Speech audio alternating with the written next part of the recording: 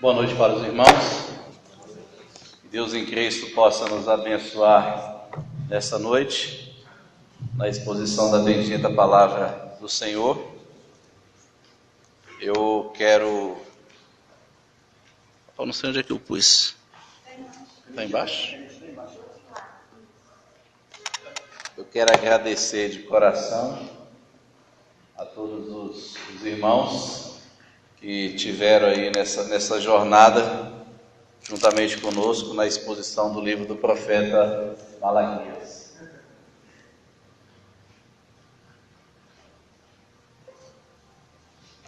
Então, hoje nós estaremos encerrando, então, a nossa 9ª participação. Hoje são 9 semanas estudando o livro do profeta Malaquias, e eu espero que possa ter sido edificante para você conhecer mais uma porção da palavra de Deus. Como eu disse na nossa primeira participação, a nossa intenção era desmistificar o livro do profeta Malaquias, na intenção de que pudéssemos extrair muitas verdades, muitas das vezes ocultas no livro do profeta Malaquias, porque geralmente algumas igrejas exaltam um assunto em detrimento de outros, né? No caso, Malaquias 3:10, né? Eu espero que a partir de agora nós possamos entender melhor o profeta Malaquias no todo da sua mensagem para o seu povo. Hoje então nós vamos abordar o capítulo número 4, que foi o capítulo que o irmão Daniel leu, que é, no caso, a última advertência ou a última audiência, né, de Deus com o seu povo. Lembrando que o livro do profeta Malaquias, como anunciamos no início, ele é um livro diferente dos outros profetas, né? Enquanto que os outros profetas são pregações, são sermões, são palavras diretas, o livro do profeta Malaquias é um livro de debate, é uma audiência, é um fórum, é um tribunal, é um julgamento, onde Deus faz o argumento e o povo então rebate, né? E aí nós vimos aí aproximadamente mais de 8 audiências. Queria destacar alguns pontos. Não está mudando. Ou é a bateria? Não está mudando. Vai no clique mesmo. Pode colocar. A primeira, então, é o capítulo 1, verso de número 2 que nós lemos. Em que tu tens nos amado? Foi o primeiro embate que nós vimos aí entre Deus e o seu povo, aonde o amor de Deus estava sendo questionado, né? E Deus responde, né? Não foi seu irmão Esaú, não foi Esaú irmão de Jacó? Disse o Senhor: todavia amei a Jacó, porém aborreci Esaú. A segunda, então, está no capítulo 1, verso de número 6. Pode colocar, Marcelo. Em que desprezamos o teu nome? Foi a segunda audiência. Está no verso de número 6. Em que desprezamos o teu nome? E Deus então questiona, né? Se eu sou seu pai, onde está a minha honra? Se eu sou o Senhor, onde está o respeito para comigo? Esse foi a segunda audiência. A terceira audiência está no verso de número 7. Pode colocar, Marcelo. Em que te havemos profanado? Cinismo, né, do pessoal para com Deus, né? Em que te havemos profanado? Deus então responde: nisso que pensais, a mesa do Senhor é desprezível, quando trazeis animal cego para sacrificar-lhes a mim. Não é isto o mal? A quarta audiência está no capítulo 2, versos de 13 a 14, que nós lemos. Pode colocar, Marcelo. Porque não olhas e nem aceitas com prazer as nossas ofertas? É a quarta audiência. Deus então responde o porquê que ele não estava recebendo com prazer as ofertas. A outra audiência está no capítulo 2, verso 17, que nós vemos também, né? Em que te enfadamos, né? Eles perguntam para Deus: em que te enfadamos? E o Senhor responde em que ele estava enfadando o Senhor. Eles estavam questionando a soberania de Deus, né? Qualquer que passa mal, Aos olhos do Senhor é desses que lhe agrada. Onde está o Deus do juízo? Então o povo estava enfadando ao Senhor e eles perguntavam, no maior cinismo, né? Em que te enfadamos? Há outro embate aí, está no capítulo 3, verso de número 7, né? Em que te havemos de tornar? Deus chama o povo, né, para a sua presença, né? Tornai para mim e eu tornarei para vós. E o povo ainda pergunta, né? Em que te havemos de tornar? Ou seja, em que eu estou errado? O outro embate está no verso de número 8 aí, a penúltima audiência, verso 8, capítulo 3, quando eles perguntam, em que te roubamos? Deus então responde que eles estavam roubando ao Senhor na questão das contribuições que servia para a manutenção. E o capítulo 3, verso de número 13, foi o que nós vimos na semana passada, né? É a última argumentação deles para com Deus, onde eles perguntam, o que temos falado contra ti? E nós vimos que as palavras que eles falaram com Deus era uma palavra dura, né? Deus questiona, as vossas palavras foram duras para mim, diz o Senhor, mas vós dizeis, em que temos falado contra vós? Deus então responde, né? Rebatendo aí no verso 14, vocês estão dizendo aí que é inútil servir a mim, né? Que proveito teria em me servir, que proveito teria andar nos meus estatutos, sendo que o povo não estava andando, né? Que proveito há andar de luto diante do Senhor dos Exércitos? Então, você vê aí nesses embates aí, essa briga entre Deus e os homens. Ora, os homens colocando Deus no tribunal, colocando Deus como réu, culpando Deus das tragédias, né, dizendo que Deus não era soberano, afirmando que era inútil servir ao Senhor, questionando o amor de Deus. Todo esse pacote, todas essas audiências aí, Deus então ouvia as desculpas esfarrapadas do povo, e o povo numa total insensibilidade, questionando a Deus. Quando nós chegamos então aqui no capítulo de número 4, que ele é uma continuação do restante que nós falamos na semana passada, que vai do 13 até o 18, onde o profeta vai mostrar então a diferença do justo e do perverso, né? Daquele que serve a Deus e daquele que não serve a Deus. O capítulo de número 4 então é o desfecho final dessa última advertência de Deus para a nação de Israel. E conforme nós falamos também na nossa primeira aula, o livro do profeta Malaquias é a última advertência de Deus para o seu povo. Depois de Malaquias, Deus fica praticamente aí 400 anos sem falar com o seu povo, sem revelar a sua vontade ao seu povo, e Deus só vai aparecer novamente lá no Novo Testamento, através da vida de João Batista e de Jesus, que inclusive é prometido aqui, nós vimos isso na exposição do capítulo de número 3, onde Deus promete enviar o anjo da aliança, né, e o mensageiro, e aqui novamente ele repete a questão de Elias. E aí então nós queremos dividir esse capítulo 4, pelo menos de duas maneiras. A primeira delas é como Deus vai tratar acerca desses perversos, que ele acabou de citar no capítulo de número 3. E depois ele vai fazer um desfecho acerca daquilo que vai acontecer com os justos, naquele grande dia. Lembrando que aqui é o desfecho final da história, é o drama apocalíptico, né? Naquele grande dia do juízo final, da vinda gloriosa do Senhor. Então, em primeiro lugar, verso de número 1, pode colocar ali, diz o seguinte: o veredito final revelará destruição total para os ímpios. Você pode ver que Deus usa aí a palavra aí, fornalha, né? Pois eis que vem o dia e arde como a fornalha.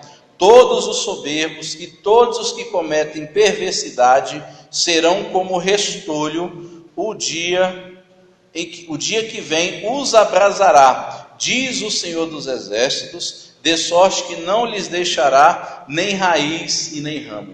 Interessante, quando a gente lê o capítulo de número 3, nós falamos de que Jesus viria e haveria de purificar o seu povo. Essa palavra fogo, ela é citada no capítulo de número 3, aonde diz o verso de número 2, olha só o que diz. Mas quem poderá suportar o dia da sua vinda? Capítulo 3, verso de número 2. Quem poderá subsistir quando ele aparecer? Porque ele é como o fogo do ourives e como a potássia dos lavandeiros. Assentar-se-á como derretedor e purificador de prata, purificará os filhos de Levi e refinará como ouro e como prata, eles trarão ao Senhor ofertas justas. Então você vê que há um fogo purificador sobre os justos, que Deus iria purificar um povo, iria restaurar o povo, que seria o remanescente, que seria o justo. Mas aqui no capítulo de número 4, Deus então age com o juízo contra os ímpios. Aquele dia será como uma fornalha. A palavra restolho aqui se representa sabugo de milho, resto, palha.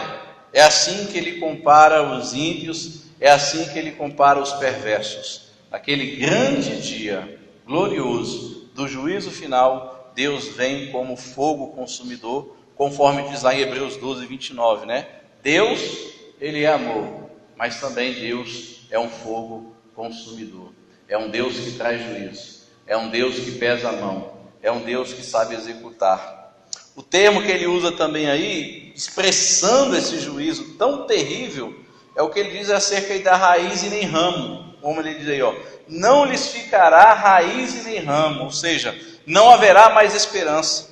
Quando a raiz é destruída, a planta não pode brotar mais. Então ele compara a destruição do ímpio, naquele grande dia do juízo final, da condenação, como uma planta que é queimada da ponta dos galhos dos seus ramos, do seu broto, do seu tronco, até a raiz. Ou seja, ele está dizendo que naquele grande dia, o juízo de Deus será irrecorrível. Ou seja, não há uma sentença superior. Ninguém poderá recorrer da sentença do Senhor naquele grande dia.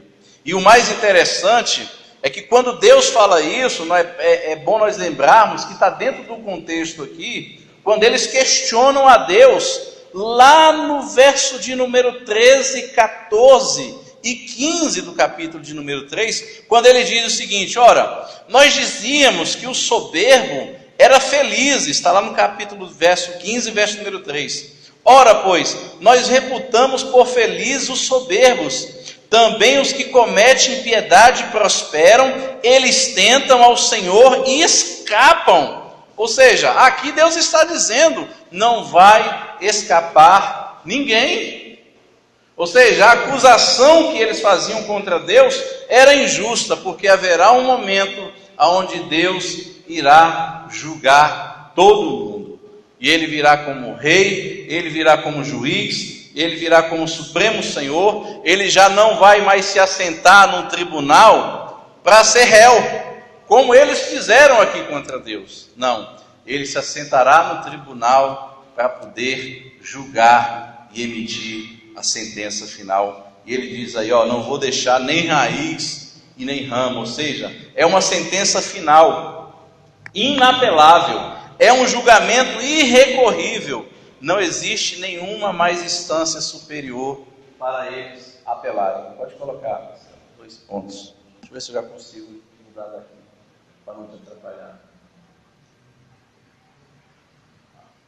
Outro ponto aí a de ser destacado é a questão dos soberbos, Todos os soberbos e todos os que cometem perversidades serão como restolho. Agora deu.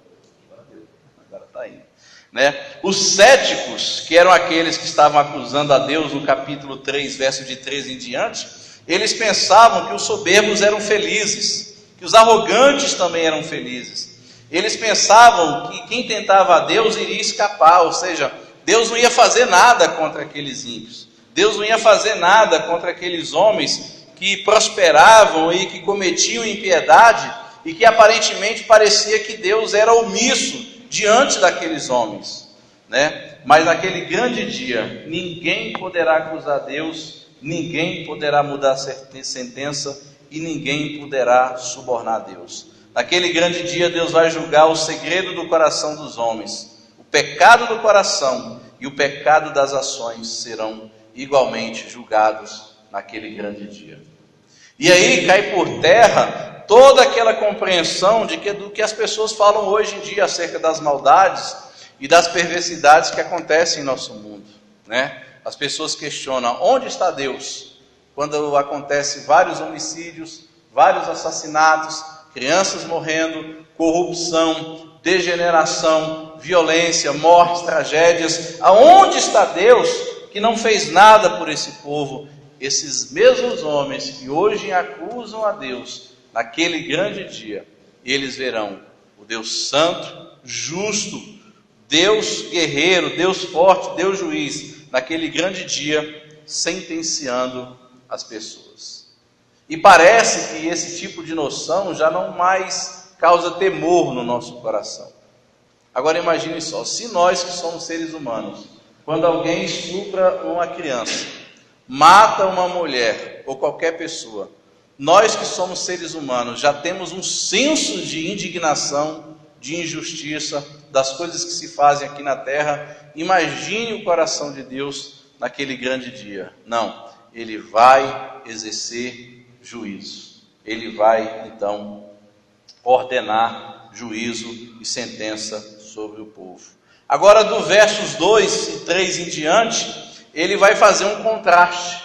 Enquanto que o ímpio será como restolho, será jogado numa fornalha, será exterminado pelo Senhor, Deus não terá piedade naquele grande dia, será irrecorrível a sentença. Ele olha então para o justo, que é justamente na descrição que ele faz aqui, dos versos de 16 a 18, né? Os justos que temiam ao Senhor, verso 16, os justos que falavam uns aos outros e o Senhor atentava, os justos a quais havia um memorial diante de Deus, o justo, conforme o verso 17, que são particular tesouro para o Senhor, esses sim serão poupados. E o verso de número 2, verso de número 3, traz a promessa aí para eles. Diz o seguinte, o verso 2: mas para vós outros quem?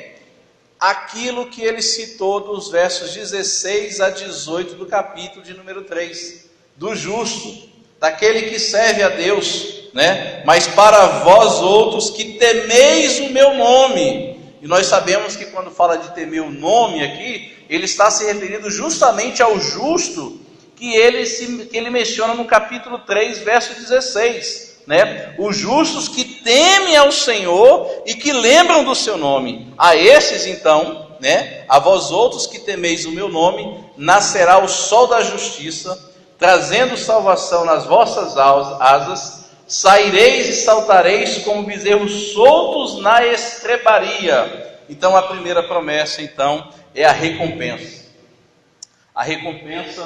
dos justos. Deixa eu ver se eu consigo mudar agora. Vai ter que ser isso.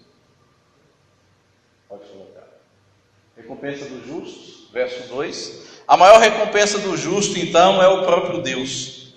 Ele, pode colocar mais um. Ele é a maior herança do salvo. Deus será justo naquele glorioso dia, o sol da justiça. E toda vez que a Bíblia fala de calor, eu estava pesquisando aqui na Bíblia de Genebra, traz essa concepção aí. Pode colocar mais um grito. Toda vez que a Bíblia fala de sol, geralmente traz a ideia de luz, traz a ideia de vida, né? Não existe vida sem a manifestação do sol. O sol aquece, o sol protege, o sol representa Deus, que é a nossa luz perpétua. Deus está dizendo então para os justos, naquele grande dia, eu serei sobre vós o sol, serei sobre vós a luz, ou seja, vocês serão exaltados e glorificados naquele grande dia. E nós sabemos que todas as nossas tribulações, todas as nossas angústias aqui na terra, enquanto estamos aqui na terra, estamos sofrendo, estamos padecendo, derramamos lágrimas, somos perseguidos, sofrendo as agonias da vida, mas Deus está dizendo que naquele grande dia, eu virei trazendo salvação sobre as suas asas, ou seja, eu vou ser luz para vocês naquele grande dia. Além disso ainda, o veredito final trará a alegria da liberdade para os justos. Pode colocar aí, Marcelo, por gentileza. É o verso de número 2 e 3, quando ele diz: saireis e saltareis como bezerro solto na estrebaria. Deus está dizendo o seguinte: olha, vocês estão presos. O justo vive uma prisão de perseguição a todo momento. O contexto aqui está falando da perversidade dos homens que agridem e que ferem o justo, que o mantém de uma certa forma preso e cativo. Da mesma forma que Israel aqui estava preso sob o domínio do Império Persa. Deus está dizendo: por mais que os homens oprimem vocês, por mais que os perseguidores oprimem vocês, naquele grande dia eu trarei liberdade para vocês de tal maneira que vocês vão viver como bezerro solto na estrebaria. Deus usa a comparação aqui do bezerro quando o animal ele está preso, né, no estábulo, e ele olha a liberdade lá fora, mas às vezes o dono da fazenda não permite que ele vá lá fora gozar do pasto ou se alimentar. Da mesma forma que o bezerro anseia por pastar, naquele grande dia, essa alegria que nós sentiremos seria uma alegria comparada aos dos bezerros soltos na estrebaria. Ou seja, gozaremos de plena liberdade e de plena alegria na eternidade. Ou seja, sem perseguição, sem decepção, sem tristeza, sem lágrimas, sem morte, sem opressão. Ou seja, o dia do juízo para os justos será um dia de alegria indizível, de liberdade plena e de recompensa eterna. Será um dia de exultação, quando entraremos na glória, quando tomaremos posse da herança e quando entraremos na casa do Pai, a nova Jerusalém. Ou seja, Deus tem promessas para mim, Deus tem promessas para você. Por mais que os perversos nos oprimem, Deus tem uma promessa que naquele grande dia nós gozaremos para sempre da verdadeira liberdade. Enquanto estamos aqui, sofremos as intempéries da vida, sofremos as perseguições, mas naquele grande dia será um dia glorioso. E o mais interessante também é que naquele grande dia Deus vai humilhar os perversos, Deus vai humilhar os ímpios perante a igreja. Isso é interessante na Bíblia, porque em todo momento da história do povo cristão e do povo de Deus, nós sempre vemos o povo de Deus sendo humilhado, sendo perseguido, sendo morto nas fogueiras, nas arenas, nas espadas, mas naquele grande dia tudo vai se inverter. Ou seja, Deus não vai simplesmente pegar a igreja e exaltar a igreja aos céus, à salvação. Não, muito pelo contrário. Deus vai exaltar a igreja de tal maneira que ela vai exercer juízo contra os ímpios. O texto é tão forte que Deus diz o seguinte, pisareis os ímpios, porque se farão cinza debaixo da planta de vossos pés. Ou seja, esses perversos que estão oprimindo vocês, que perseguem vocês, esses ímpios que machucam vocês naquele grande dia, eu vou colocar ele debaixo da planta de vossos pés. Ou seja, Deus vai exaltar a igreja de tal maneira que a igreja terá uma posição de destaque. Ou seja, os justos não apenas triunfam sobre os inimigos. Os mesmos ímpios que oprimiram os justos e lhes fizeram amargar a vida, agora são como cinzas debaixo dos nossos pés. E Paulo usa um argumento lá interessante, em 1 Coríntios 6:2, quando Paulo vai resolver a questão da igreja de Corinto, que havia uma briga lá de irmãos, querendo colocar o outro no tribunal, Paulo vai dizer, peraí, não há porventura entre vós sábios para que julgueis esta causa? Tem lógica um irmão pegar e chegar perante ao rei ímpio para que julgue a sua causa, sendo que essa causa poderia ter sido julgada dentro da igreja? Aí Paulo vai usar um argumento muito profundo, lá em 1 Coríntios 6:2. Não sabeis vós que vocês haverão de julgar o mundo e até mesmo os anjos, ou seja, apontando aqui para aqueles anjos que caíram com Lúcifer lá na eternidade. A igreja vai estar numa posição de grande destaque, que ela vai exercer juízo sobre os homens, ou seja, nós não estaremos somente adorando ao Senhor, nós estaremos juntamente com o Senhor também julgando, exercendo juízo sobre os ímpios, sobre o mundo e sobre os demônios. Ou seja, Deus vai exaltar a sua igreja de uma maneira tal, Deus vai exaltar os justos de uma maneira tal, que seremos colocados como julgadores e juízes naquele grande dia. Hoje ninguém julga a nossa causa, hoje ninguém olha para a nossa dor, hoje o mundo não entende, o mundo não compreende, o mundo nos humilha, o mundo pisa na igreja como eles querem, mas aquele grande dia será o momento da verdadeira vitória, será o momento, a vez da virada. A igreja exaltada e o mundo humilhado. Hoje a igreja é humilhada, dependendo da situação. Porque em muitos locais hoje a igreja já não é mais humilhada porque ela já se mesclou com o mundo. Mas aonde a igreja é humilhada, naquele grande dia, ela será exaltada. Será naquele grande dia que nós vamos ver o Estado Islâmico que persegue os cristãos no Egito, que persegue os cristãos na Síria, o Boko Haram na Nigéria, que persegue pastores e igrejas, matando mulheres e crianças. Naquele grande dia, o juízo de Deus estará sobre eles.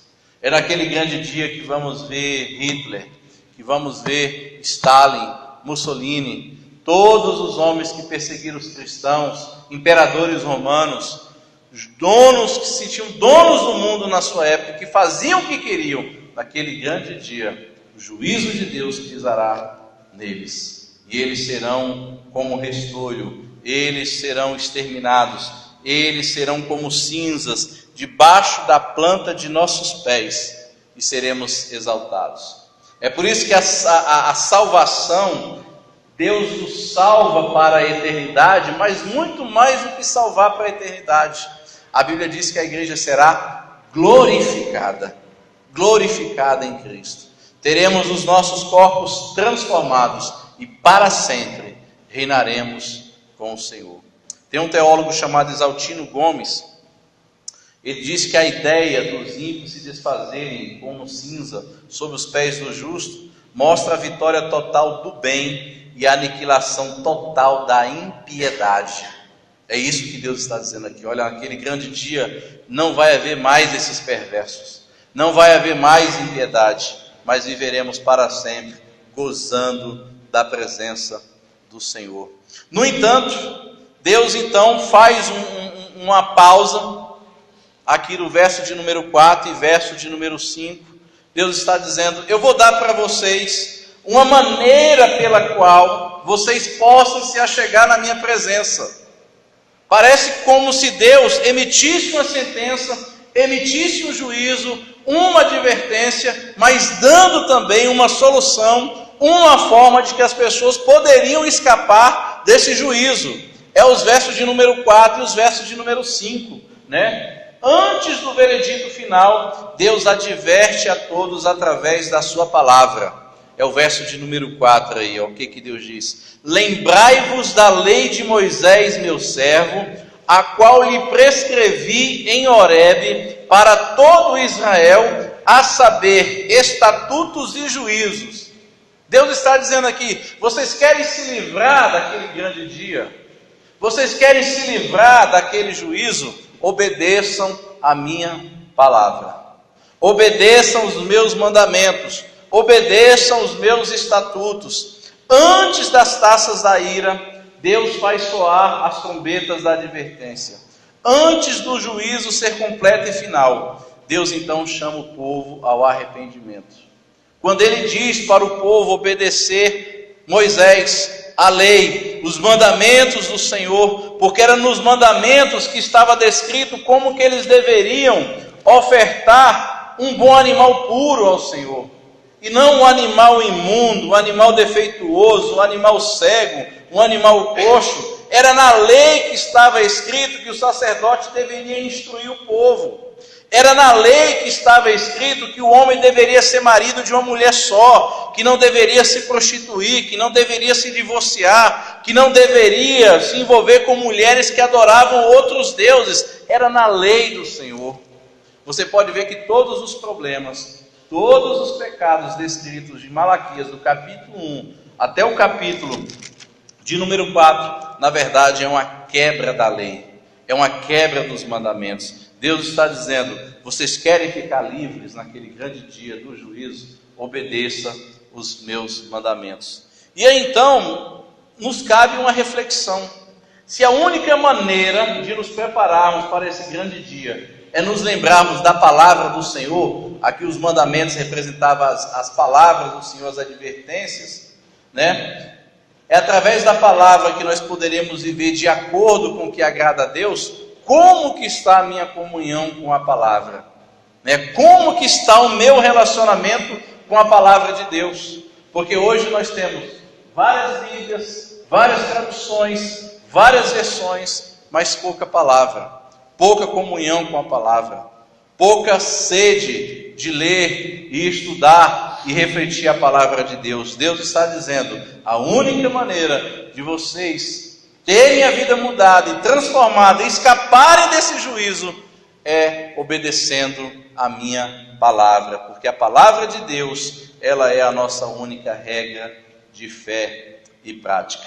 Agora, não somente através da palavra, Deus então usa os seus servos, né? É o verso aí de número 5, né? Antes do veredito final, Deus usa e adverte a todos através dos seus instrumentos. Aí ele cita a questão, pode passar para o próximo. Ele usa a questão de Elias, pode colocar, olha aí. Elias, é o verso aí de número 5, nós falamos sobre a questão do profeta Elias, lá no capítulo de número 3, onde Deus promete a vinda do mensageiro, daquele que haveria de preparar o caminho do Senhor. E nós falamos então que toda vez que um rei ele vai visitar uma cidade, geralmente ele manda um mensageiro. Esse mensageiro ele tem a função de limpar o caminho, né? Limpar as veredas, tirar as árvores, tirar os troncos, anunciar para a cidade a chegada desse rei. Da mesma forma também Elias se encaixa nesse perfil. E aí você pergunta: quem é Elias? E aí tem algumas características interessantes de Elias que nós já vimos quem é esse Elias. Em primeiro lugar, você vê aí um ministro divinamente comissionado, né? Eis que enviarei o profeta Elias, ou seja, é Deus que haveria de enviar. Além disso, nós vemos aí um ministério abençoado em seus resultados, né? Ele converterá o coração dos pais aos filhos e dos filhos aos pais. Quem é esse Elias? Naturalmente, esse Elias, ele é nada mais, nada menos do que João Batista. Nós já vimos aí algumas profecias, por exemplo, Lucas 1:76, né? E tu, menino, serás chamado profeta do Altíssimo, porque irás ante a face do Senhor preparar os seus caminhos. Você nota que Lucas está citando literalmente Malaquias 3:3. Eis que envio o meu mensageiro que preparará o caminho diante de mim. Você vê Lucas 1:17, né, onde diz: irá diante dele o espírito e a virtude de Elias para converter os corações dos pais aos filhos e os rebeldes à prudência dos justos, com o fim de preparar ao Senhor um povo bem disposto. Lucas 1:17. Então Lucas 1:17 mostra o cumprimento de Malaquias 4:5. Então João Batista era o Elias que haveria de vir, ou seja, na mesma autoridade, no mesmo espírito de Elias, ele haveria de vir e traria uma mensagem. Qual que era a mensagem de João Batista? Era anunciar Jesus, era anunciar a salvação, era também anunciar o juízo, porque você pode ver que da mesma forma que Elias advertiu o rei Acabe, advertiu Jezabel, protestando contra os pecados do povo, João Batista vem nesse mesmo ritmo, nessa mesma autoridade, advertindo o povo contra os pecados. Agora, muito mais do que João Batista, essa palavra, essa promessa de Deus aqui do profeta Elias, antes que venha o grande e terrível dia do Senhor, é algo que se repete hoje também sobre a igreja. A igreja também tem o ministério profético de Elias. Eu queria mostrar algumas comparações só para vocês entenderem. Então, primeiramente, você tem lá Moisés e Elias. Moisés no verso de número 4 e Elias no verso de número 5. Moisés então representando a lei, Elias então representando os profetas. Elias, na verdade, ele aparece, João Batista retrata essa mesma autoridade espiritual de Elias, ou seja, da mesma forma que Elias advertia o povo dos seus pecados, João Batista advertia o povo. No entanto, você vê na transfiguração de Jesus, não sei se vocês lembram, na transfiguração de Jesus, aparece Elias, aparece Moisés.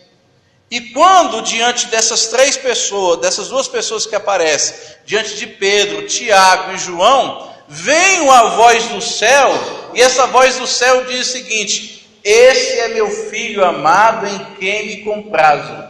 Deus então exalta Jesus. Por que Deus então exalta Jesus? Simples, porque na verdade a lei apontava para Jesus, Moisés apontava para Jesus, Moisés representava a lei, Elias representava os profetas também apontavam para Jesus. Você pode ver as profecias messiânicas, Miqueias fala de Jesus, Jeremias fala de Jesus, Zacarias fala de Jesus, Isaías, especialmente 53, fala de Jesus, Malaquias também fala de Jesus, e Jesus vai dizer que a lei e os profetas duraram até João, mas Deus exalta Jesus diante da lei e diante dos profetas, ou seja, a partir de Jesus então, encerra-se a antiga aliança, encerra-se o antigo pacto, encerra-se o antigo pacto estabelecido na lei e nos profetas. Jesus então passa a ser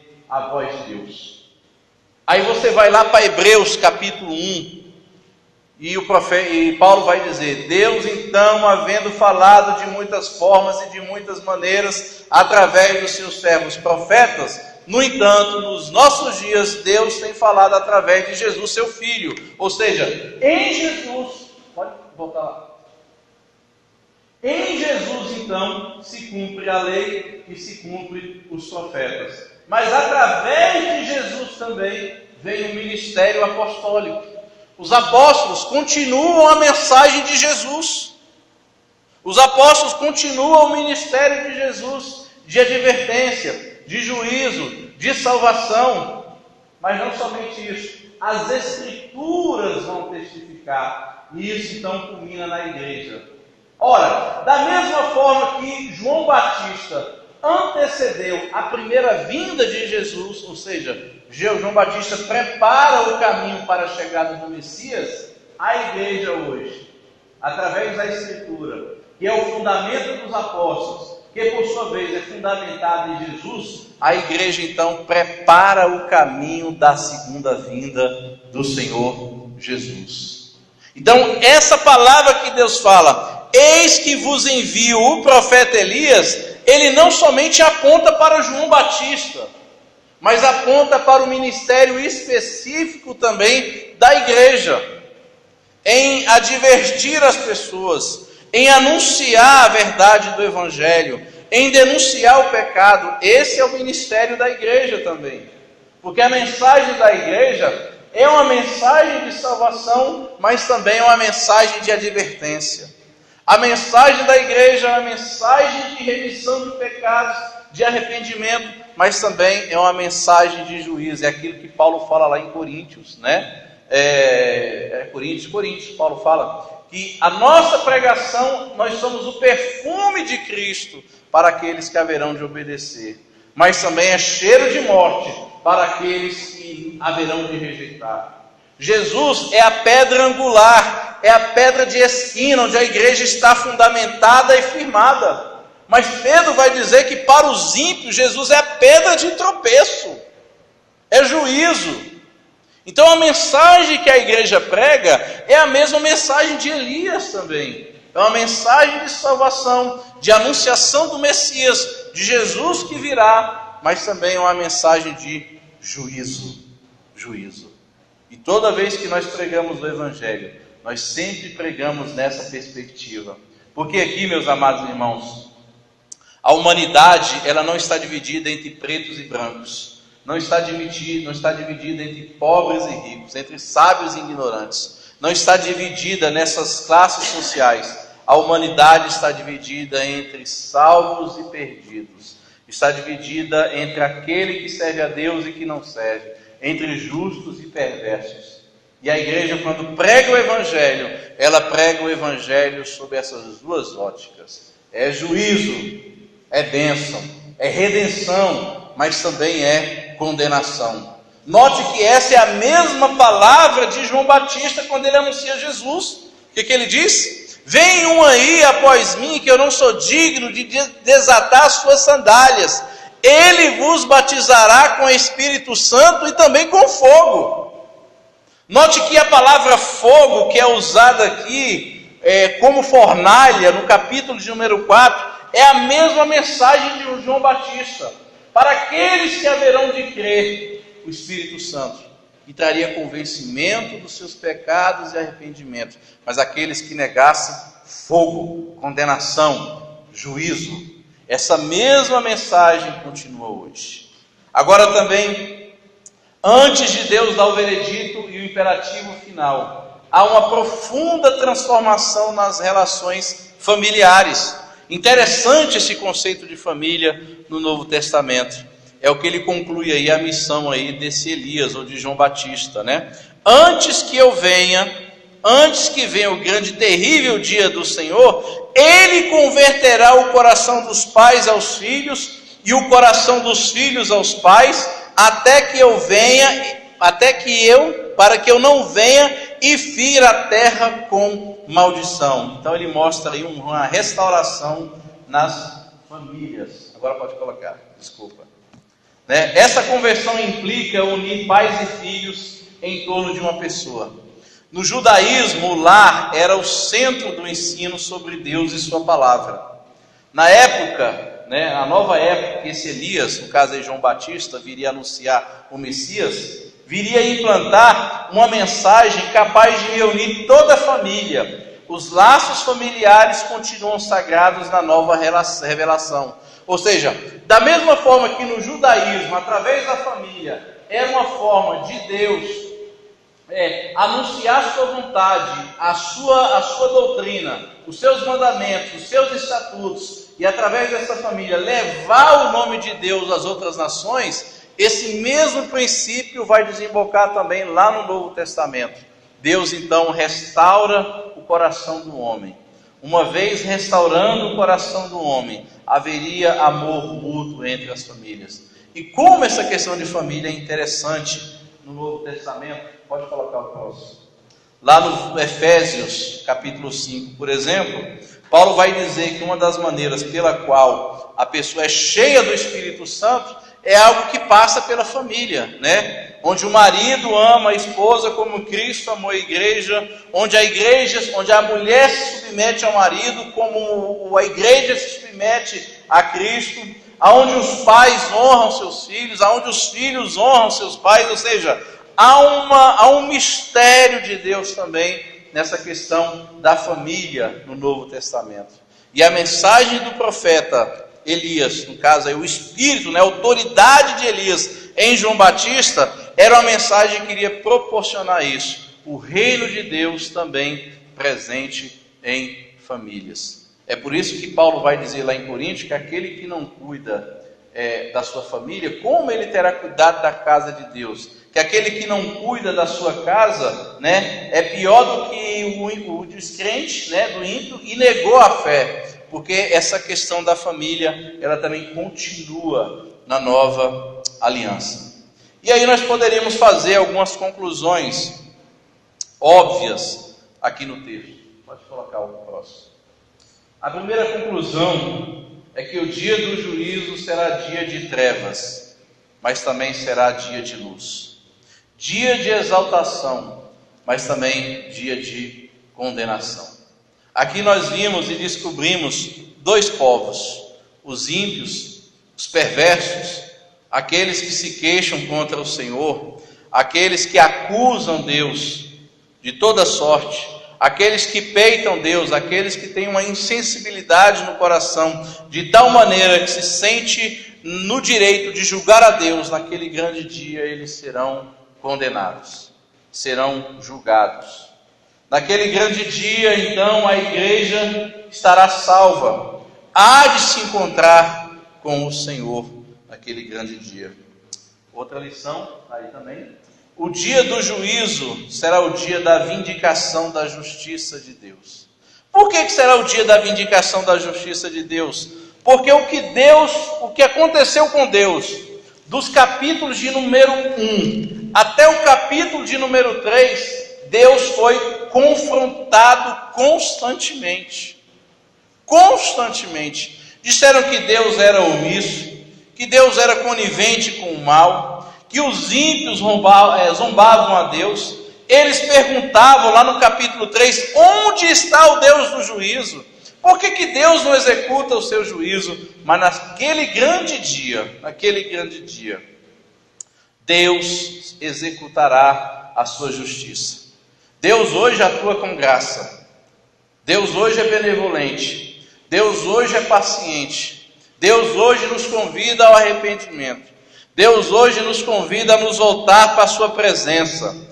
Deus hoje nos convida a meditar na sua palavra e ouvir os servos dele nas advertências. Mas naquele grande dia, a paciência de Deus estará no limite. Deus será testemunha fiel contra os pecadores. Ele será testemunha veloz. Eu acho interessante essa palavra que Malaquias usa lá no capítulo de número 3, verso de número 5. Olha só o que ele diz, capítulo 3, verso 5. Chegar-me-ei a vós outros para juízo, serei testemunha veloz. E ele vai mencionar todos os tipos de pecado e impiedade que o povo estava praticando, né? Contra todos os que juram falsamente, contra os feiticeiros, adúlteros, contra os que defraudam o salário do jornaleiro, contra aqueles que oprimem a viúva, o órfão e torcem o direito do estrangeiro, e não me temem, diz o Senhor dos Exércitos. E nós vimos que essa palavra Senhor dos Exércitos é o termo que mais aparece em Malaquias. Cerca de 24 vezes aparece o termo Senhor dos Exércitos, né? Jeová Tsebaote, Senhor dos Exércitos. Ou seja, Deus se apresenta como soberano, como juiz, como juízo, como justiça. Mas há uma solução. Deus promete aqui ferir a terra com maldição. Agora, nessa questão de maldição, nós poderíamos fazer um contraste entre o Antigo Testamento e o Novo Testamento. Não vejo o primeiro ponto. O Antigo Testamento, não tem problema não. O Antigo Testamento, ele termina dizendo que Jesus vem. Nós vimos aí no capítulo de número 3 que Deus promete enviar o mensageiro. Deus promete enviar o anjo da aliança. O Novo Testamento, então, começa com a vinda de Jesus. Pode colocar o próximo. O Antigo Testamento termina com uma maldição para os desobedientes. Essa maldição, você pode ver que essa palavra maldição, ela se repete várias vezes. Ela se repete no capítulo 4, a questão da maldição. Ela se repete no capítulo 2, a questão da maldição. Ela se repete no capítulo de número 3, aí, a questão da maldição também. É o capítulo 3, verso de número 8, né? Capítulo número 9. Com maldição sois amaldiçoados. A maldição é citada aí no capítulo 2, verso de número 2, né? O que Deus diz aí? Se não ouvirdes e não propuserdes no coração da honra ao meu nome, diz o Senhor dos Exércitos, enviarei sobre vós a maldição e amaldiçoarei as vossas bênçãos. Então você vê essa palavra maldição, amaldiçoarei, sendo citada no livro de Malaquias várias vezes, porque isso fazia parte dos termos da aliança de Deus com o seu povo. A obediência geraria bênção, a desobediência geraria maldição. Só que no Novo Testamento revela a graça para os remidos. Se no Antigo Testamento havia maldição para os desobedientes, o Novo Testamento começa com a graça para os remidos. Mas não para por aí. No Antigo Testamento, fecha as cortinas com a palavra solene maldição. É o que termina Malaquias. A última palavra de Deus no Antigo Testamento, isso para mim, é tremendamente profundo. A última palavra de Deus no Antigo Testamento é maldição. Maldição. Maldição é a última palavra de Deus. Mas a última palavra de Deus lá em Apocalipse, coloca lá agora, olha só que interessante. A última palavra de Deus lá em Apocalipse é: e não haverá mais maldição. Está lá em Apocalipse 22, verso 3. Aí você me pergunta, peraí, bagunçou tudo. Por que no Antigo Testamento termina com a palavra maldição?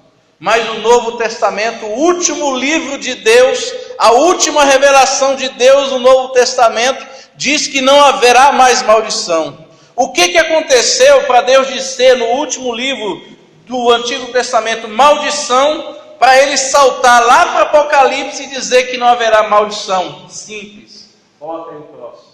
Simples. Gálatas 3, verso de número 3. Jesus na cruz do Calvário se fez maldição por nós. Porque a Bíblia diz: maldito todo aquele que for pendurado no madeiro. Então na cruz do Calvário, todas as maldições, todo juízo, toda ira cai sobre Jesus. Em substituição, porque o juízo não era para Jesus, o juízo era para nós. A maldição não era para Jesus, a maldição era para nós. Mas Jesus se fez maldição por nós, para que nós fôssemos feitos justiças de Deus. Está lá em 2 Coríntios 5, 21. O que aconteceu? Havia uma dívida minha para com Deus.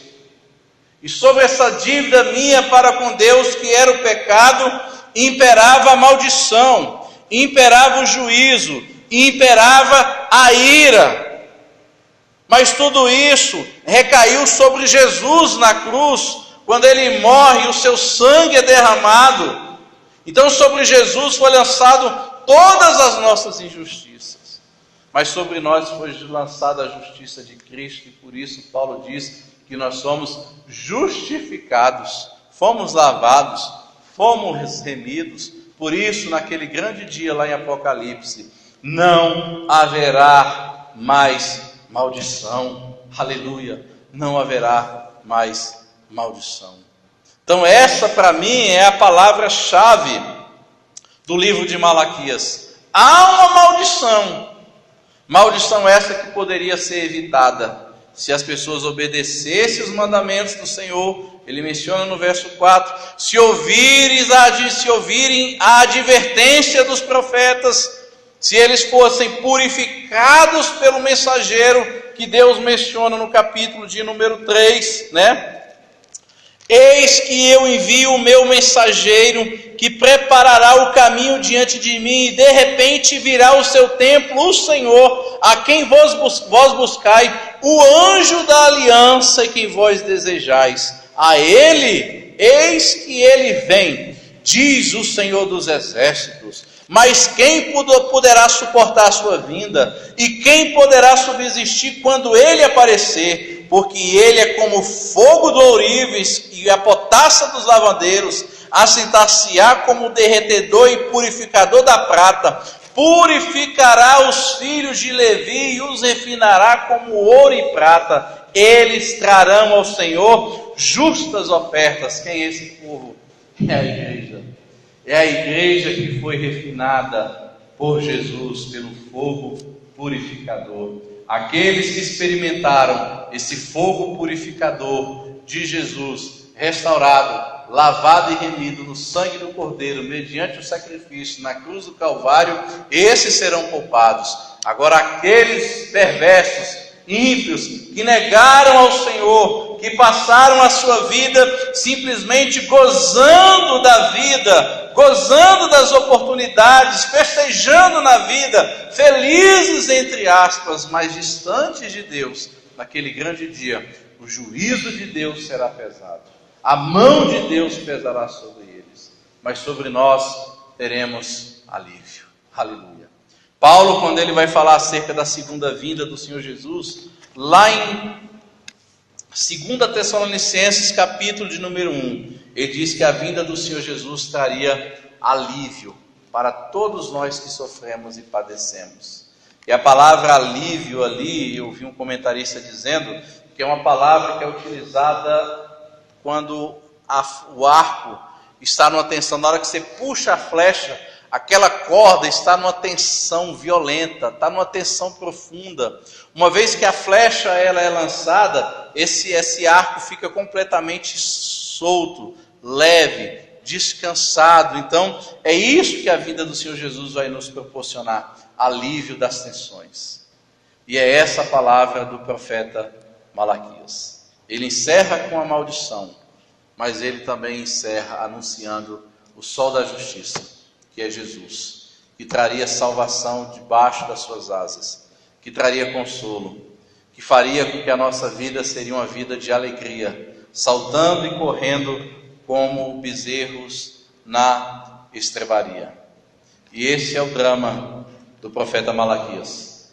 Eu não sei se Deus falou com vocês nesses dias que estivemos estudando sobre o profeta Malaquias, mas a vida do profeta Malaquias me fez pensar muitas coisas, de como ele é atual e de como a igreja está sujeita e corre o risco de cometer os mesmos erros, os mesmos pecados do povo judeu. Não há nada novo debaixo dos céus.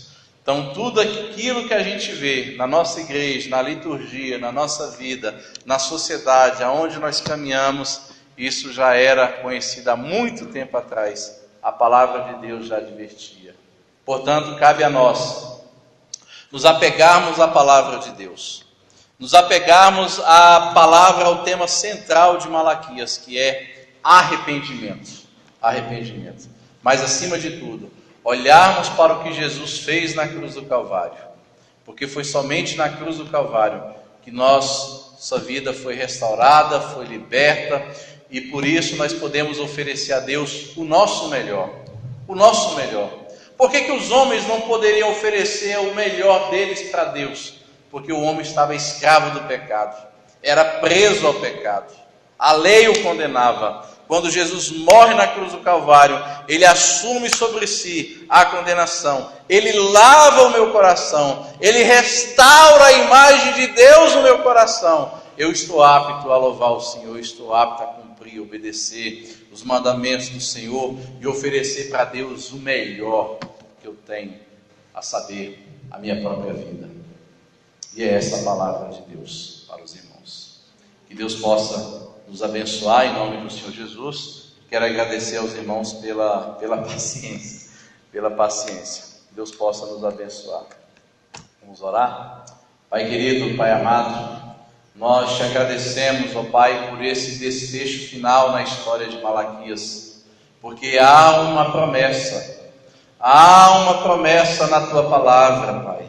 Há uma promessa da manifestação do teu Filho, que viria trazer as boas novas, que haveria de restaurar um povo, o povo remanescente, que haveria de purificar um povo capaz de oferecer ao Senhor ofertas puras, ofertas santas, de um povo regenerado, de um povo transformado. Louvamos o teu santo nome, porque a advertência final de Malaquias termina com a promessa termina com a maldição essa que também foi colocada sobre Jesus, maldição que era para nós, maldição, ó Pai amado, que era para todos nós, mas pelo sangue precioso de Jesus, Ele tomou para si a maldição, Ele assumiu o nosso lugar, Ele se sacrificou por nós, Ele pacificou o seu coração, e por isso nós fomos justificados, lavados, remidos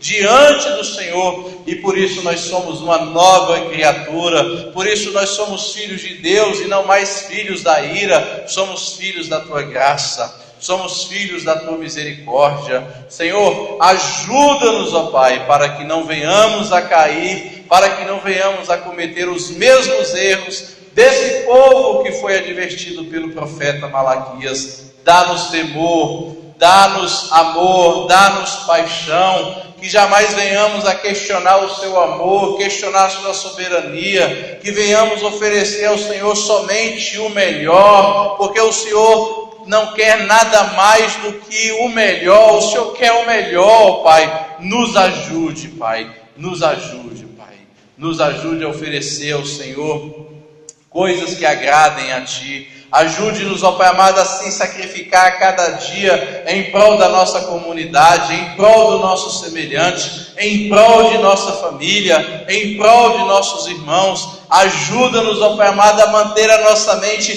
fixa na Tua palavra, que é a nossa única regra de fé e prática, Pai.